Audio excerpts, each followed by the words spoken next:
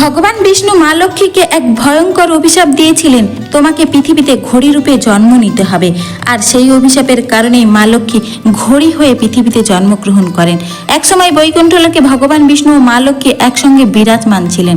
সেই সময় সমুদ্র মন্থন থেকে উৎপন্ন হওয়া দিব্য শ্বেতস্য উচ্চশ্রবা সেখানে উপস্থিত হয়। এই অশ্ব শুধু সৌন্দর্যের জন্য নয়, দেবতাদের মধ্যে অত্যন্ত শুভ অলৌকিক বলে বিবেচিত ছিল। যখন সূর্যদেবের পুত্র রেবন্ত সেই দিব্য অশ্বে আরোহণ করে বৈকুণ্ঠে পৌঁছালেন, তখন উচ্চশ্রবার অতুলনীয় সৌন্দর্যে সবাই মুগ্ধ হয়ে গেলেন। মা লক্ষ্মী সেই অশ্বের রূপে এতটাই মুগ্ধ হয়ে পড়লেন যে তিনি ভগবান বিষ্ণুর প্রশ্নের উত্তর পর্যন্ত দিতে পারলেন না। তার মনোযোগ প্রভুর কাছ থেকে সরে গিয়ে অশ্বের দিকে নিবদ্ধ হয়ে গেল। এই দৃশ্য দেখে ভগবান বিষ্ণুর মনে হলো যে লক্ষ্মীর চিত্ত তার থেকে বিচ্যুত হয়েছে। কিন্তু পুরাণ কথা অনুসারে এই মুহূর্তেই ক্রুদ্ধ হয়ে ভগবান বিষ্ণু মা লক্ষ্মীকে পৃথিবীতে ঘড়ি রূপে জন্ম নেওয়ার অভিশাপ দেন। অভিশাপের অর্থ বুঝতে পেরে মা লক্ষ্মী অত্যন্ত ব্যাকুল হয়ে পড়লেন এবং ভগবানের কাছে ক্ষমা প্রার্থনা করলেন। তখন ভগবান বিষ্ণু বললেন, এই অভিশাপ চিরস্থায়ী হবে না। তিনি পৃথিবীতে ঘড়ি রূপে ততদিন থাকবেন যতদিন না সেই রূপে এক পুত্র সন্তানের জন্ম দেন।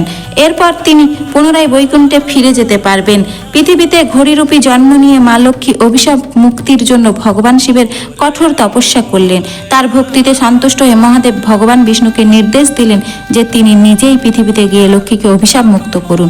তখন ভগবান বিষ্ণু অশ্বরূপ ধারণ করলেন। বিষ্ণু ও লক্ষ্মীর মিলনে এক পুত্রের জন্ম হলো। পুত্রের জন্মের পর উভয়েই তাদের দিব্য স্বরূপে ফিরে বৈকুণ্ঠে গমন করলেন। সেই শিশুটি পৃথিবীতে রয়ে গেল। পরবর্তীতে তপস্বী রাজা সত্যজিৎ তাকে খুঁজে পান এবং দত্তক গ্রহণ করে তার নাম রাখেন একবীর। একবীর বড় হয়ে এক মহান পরাক্রমশালী ও ধর্মপরায়ণ রাজা হন। বিশ্বাস করা হয় তার থেকেই হৈহৈ বংশসহ বহু রাজবংশের সূচনা হয়েছিল। এই হৈহৈ বংশের সবচেয়ে প্রসিদ্ধ রাজা ছিলেন কার্তবীর্য অর্জুন। তিনি তার 1000 বাহু ও অপরিসীম শক্তির জন্য বিখ্যাত ছিলেন। এমনকি তিনি একসময় রাবণকেও বন্দী করেছিলেন বলে পুরাণে উল্লেখ রয়েছে। জয় শ্রীহরি।